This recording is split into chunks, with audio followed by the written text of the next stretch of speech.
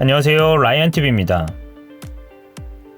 지난 25일 일본을 강타한 21호 태풍 부알로이로 인해 25개 마을에서 1,800여 명에 달하는 이재민이 발생했습니다. 또한 정수장이 침수되어 4,700여 가구의 수도 공급이 끊겼습니다. 19호 태풍 하기비스에 비하면 그리 강한 태풍은 아니었음에도 12시간 동안 283mm의 폭우가 쏟아지며 피해를 키웠습니다. NHK 등 일본 언론에 따르면 도쿄 인근 지바현에서는 7개의 하천이 범람하고 산사태가 잇따라 총 10명이 숨지고 1명이 실종되는 인명피해가 발생했습니다.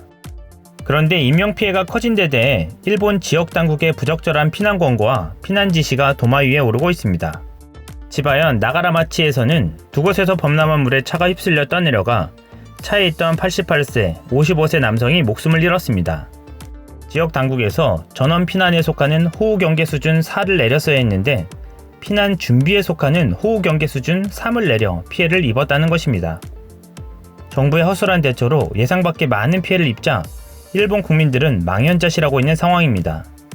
그러는 사이 한 장의 SNS 사진이 일본 이재민들의 원성을 더욱 들끓게 하고 있습니다. 바로 한국과 일본의 이재민 현장 비교 사진입니다.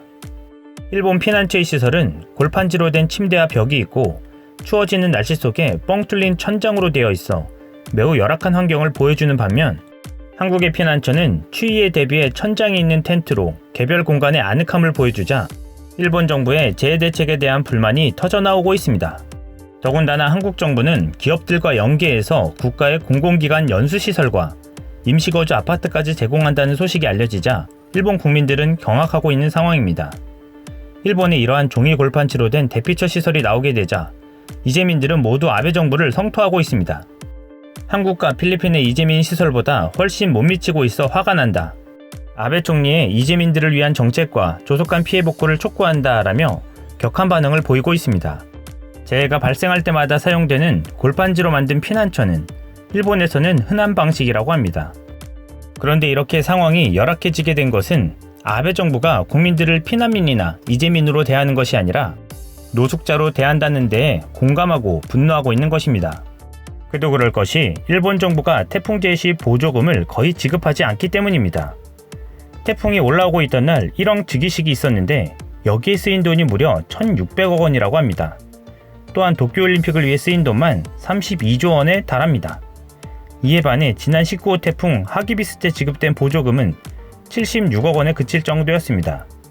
보조금이 턱없이 적다 보니 이재민들을 위한 열악한 환경이 조성되었다는데 일본인들은 분노하고 있는 것입니다. 게다가 피해 복구를 하려는 일본 정부의 의지는 더디기만 해 수도나 전기가 복구되는데도 오랜 시간이 걸리고 있고 이재민들도 생활태전을 잃은 채 인내하며 살아가야 하는 어려운 상황에 빠져 있습니다.